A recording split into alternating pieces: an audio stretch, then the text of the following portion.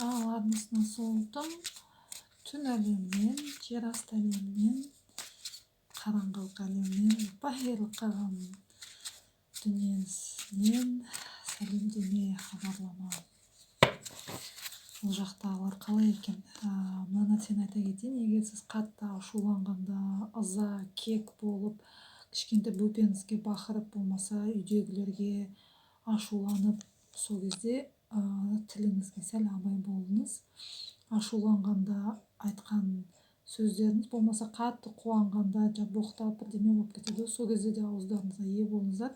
Өйткені төменгі әлем ең бірінші сіздерді естиді.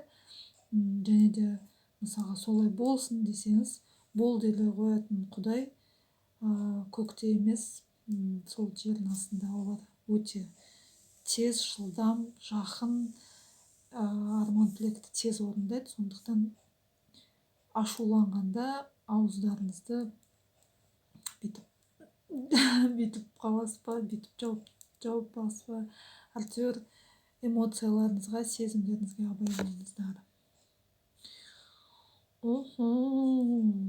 Не деген күш, алапат, аруақ, төменгі әлем кәдімгідей.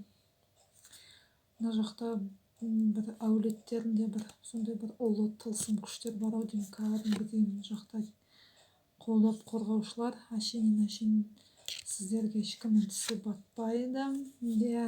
Кім сізге бірдеме деп сөйлейтін болса, бірден мынандай семсер қылыш, мынандай алдаспанға жолығады. Бақ шіркін, сұмдық қолдауда, қоршауда сіздар. Жер ана сіздермен бірге, бізбен бірге деп па, не деген сіздерді жақсы көреді төменгі әлем. Сіздердің ойыңызша сізді ешкім қолдамайды, қорғамайды. Өзім, адам ешқашан өзім деп Одиссейді ұмытпаңыздар. Өйткені аруақтарсыз, төменгі әлем, жоғарғы әлемдегі сақшыларсыз біз ешкім емеспіз. Сондықтан пенде екендеріңізді ұмытпаңыздар. Мынандай күшті аталар келе жатыр.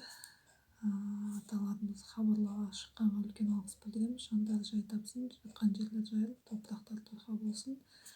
Не дейді бұл кісілер? Тоқтап қалма, жаным сол, тек алға дейді. Еш қорықпа дейді.